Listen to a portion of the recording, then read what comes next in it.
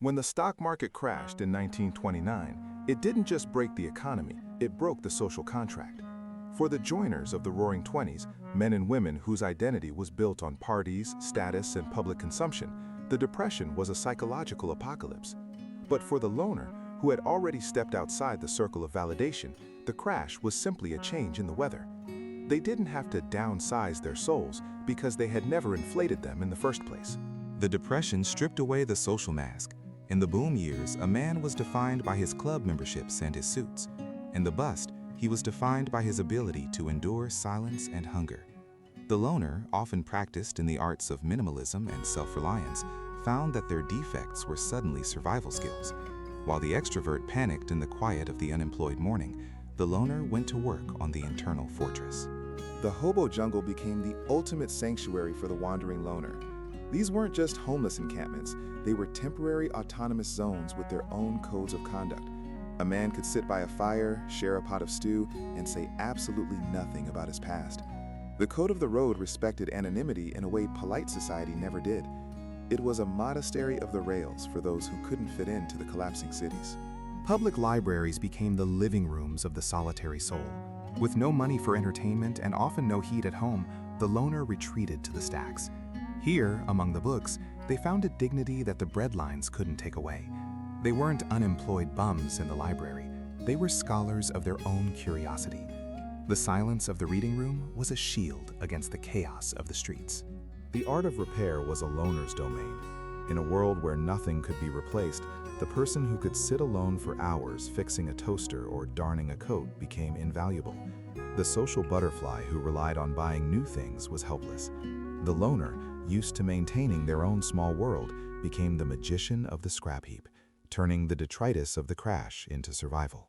Rural loners fared better than their urban counterparts. The subsistence farmer who had always kept to himself and grown his own food didn't even know the stock market had crashed until months later. His isolation, once seen as backward, protected him from the contagion of panic. He lived in a closed loop of self-sufficiency that the bankers on Wall Street couldn't touch. There was a psychological immunity to status anxiety. The Depression caused a wave of suicides among the wealthy, not because they were starving, but because they had lost their audience. The loner, who never played to an audience, didn't suffer this ego death. You cannot lose face if you never showed your face to the crowd to begin with. The cinema offered a paradoxical solitude. For a nickel, a loner could disappear into the dark of a movie palace for hours. It was one of the few places where being alone in a crowd was socially acceptable. In the dark, surrounded by strangers, the loner could dream of a different life without having to speak to a soul. It was a collective dreaming where no interaction was required. Ultimately, the Great Depression proved that social capital is volatile, but internal capital is fixed. The friends who only liked you when you had money evaporated. The loner, who had built a life on internal resources, found that their vault was untouched. They survived because they knew how to be poor in money without being poor in spirit. The psychology of the Great Depression loner is a study in stoic adaptation. While the rest of the country was suffering from a collective nervous breakdown, the loner was operating with a clinical detachment.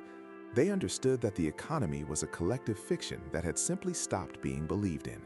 The loner didn't rely on the belief of the crowd to function. They relied on hard reality, a piece of bread, a warm coat, a dry place to sleep. This materialism of survival grounded them. They didn't waste energy mourning the loss of the future because they had always lived in the eternal present. This ability to shrink one's world to the immediate radius of one's own body was a tactical advantage. While others were paralyzed by the scale of the disaster, the loner focused on the microphysics of getting through the day. This detachment also protected them from the shame of poverty. In the 1930s, shame was a killer. Men who lost their jobs felt they had lost their manhood because their identity was tied to being a provider within a social hierarchy. The loner, however, often had an identity rooted in observation rather than contribution. They didn't feel like failures because they had never accepted the terms of success dictated by the Roaring Twenties. They walked through the soup kitchens with their heads high, not out of arrogance, but out of indifference. They saw the breadline not as a moral judgment, but simply as a logistical necessity. This lack of shame conserved their emotional energy for the physical act of survival, while the socially conscious burned themselves out with guilt. The Hobo Code was a masterclass in managed solitude. To the outsider, the hobo was a chaotic drifter, but to the insider, the rails were governed by strict, silent rules that protected the loner's privacy. Rule number 1 was mind your own business. You didn't ask a man his real name, his hometown, or why he was on the road. This institutionalized anonymity allowed the loner to move through the country like a ghost. They could reinvent themselves at every stop, or simply remain a cipher. The hobo jungle was a society of strangers, where the only requirement for membership was the shared condition of exile. This lifestyle required a high-level set of solitary skills. A hobo had to know how to read the hobo signs, carved symbols on fences that told you if a house was friendly, if a dog was vicious, or if the police were active. This was a silent language developed by loners for loners. It was a communication network that required zero face-to-face interaction. The loner on the rails was a node in a vast, invisible system of information. They were hyper-connected to the reality of the road, while remaining socially disconnected from the towns they passed through. They were the shadows that moved the news of survival across the continent without ever making a headline. The Dust Bowl loner faced a biblical level of isolation. In the plains of Oklahoma and Kansas, the world turned into a gray void. As neighbors packed up their jalopies and fled west to California, some stubborn loners stayed behind.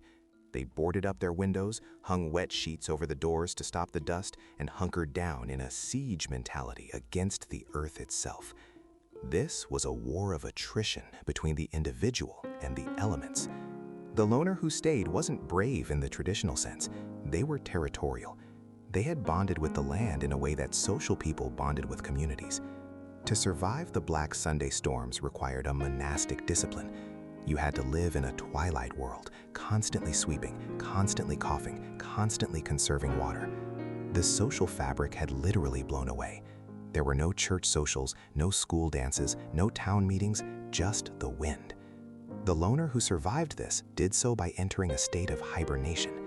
They slowed their metabolism, reduced their needs, and learned to find company in the resilience of a single fence post or the survival of a single cow. They proved that a human being can endure total environmental hostility if they have a fortress of the mind that is sealed tight against the chaos outside. The urban walker became a specific archetype of the Depression loner. With no job to go to and no money to spend, the city became a vast theater of observation. The walker would walk for 10, 12 hours a day, covering the length of Manhattan or Chicago. This wasn't aimless wandering, it was a ritual of possession. By walking the city, the walker claimed it with their eyes. They saw the hidden corners, the back alleys, and the forgotten parks that the busy workers of the 1920s had ignored. They became the archivists of the collapse, witnessing the details of decay that the newspapers missed. This kinetic solitude kept them sane. The rhythm of walking provided a structure to the empty days. It was a form of meditation in motion. While the men in suits jumped out of windows, the walker kept moving, kept observing, kept surviving. They realized that the city was not a machine of commerce, but a living organism that was currently sick. By witnessing the sickness without judging it, they maintained their psychological distance. They were in the depression, but not of it. They were the silent flaneurs of the apocalypse, finding a strange, dark beauty in the quiet of the idle factories. The economy of scavenging transformed the loner into an alchemist of trash. In a world of scarcity, garbage ceased to exist. Everything had potential value: a tin can, a piece of wire, a scrap of rubber. The loner, unburdened by the social stigma of digging through refuse, became an expert at resource extraction. They saw possibility where others saw waste. This required a creative solitude. You had to look at a broken chair and see firewood, or look at a newspaper and see insulation for your coat. This vision was a private power. It also created a hidden economy that bypassed the broken banks. Loners traded found objects and repair skills without exchanging a single dime. This barter system was a secret language of survival. It required trust, but not friendship. You fixed a man's shoes, he gave you a bag of apples. No pleasantries, no small talk, just the transaction of survival. The loner thrived in this stripped-down market because they didn't need the marketing or the salesmanship. The utility of the object spoke for itself. They were the masters of the tangible in a world that had been ruined by abstract speculation. The radio became the aloner's electronic hearth. For the first time in history, a person could be connected to the world without leaving their room. The loner sat in the dark, watching the amber glow of the vacuum tubes, listening to the fireside chats or the crackling jazz. This was a form of one-way socialization that was perfect for the solitary temperament. You could receive the warmth of human voices without the obligation to respond. It was intimacy without risk. This electronic connection prevented total disassociation. It gave the loner a pulse to check against their own. But unlike the social listener who discussed the news the next day at work, the loner internalized the broadcast. The news of Europe, the stories of the Dust Bowl, the music of the South, it all became part of their internal landscape. They built a collage of the world inside their minds, becoming world-class listeners in a nation of shouting panickers. The radio didn't make them less lonely. It made their solitude more populated with voices they chose to invite in. The intellectual retreat was the loner's response to unemployment. When the job market hit zero, the loner didn't stare at the wall. They went to the library. The 1930s saw a massive spike in library usage, not just for warmth, but for self-education. The loner realized that if they couldn't earn money, they would earn knowledge. They read the classics, they studied mechanics, they learned history. They treated their unemployment as a sabbatical. This reframing was a psychological coup. While the social man felt useless without a boss to tell him what to do, the loner became their own master. They assigned themselves curriculums. They became experts in obscure subjects simply because they had the time. This accumulation of intellectual capital meant that when the economy finally turned, the loner emerged not broken, but upgraded. They had used the dead time to sharpen the blade. They proved that a mind left alone doesn't atrophy, it expands to fill the silence. The criminal loner was the shadow archetype of the era. Figures like John Dillinger or Pretty Boy Floyd captured the public imagination not because they were gangsters, but because they were perceived as individuals fighting the banks. However, the true loner criminal wasn't the famous bank robber. It was the silent poacher, the bootlegger running a single still, the drifter who stole a chicken. These were crimes of survival, committed in absolute silence. The loner knew that partners were liabilities. If you committed a crime alone, there was no one to snitch. This solitary criminality was a high-stakes game. It required nerves of steel and total self-reliance. If you got caught, there was no gang to bail you out. If you got hurt, there was no doctor to call. This absolute risk sharpened the loner's instincts. They became hyper-aware of their environment, reading the social terrain for threats like a predator. They were the wolves in a nation of sheep who were waiting for the shepherd, the government, to save them. The criminal loner saved themselves, one stolen loaf at a time.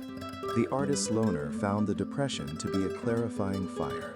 With the art market dead and patronage gone, the artist was freed from the need to please. They painted the grim reality of the streets, the ashcan school, the social realism of Hopper. Edward Hopper's paintings of solitary figures in diners and hotel rooms captured the soul of the era.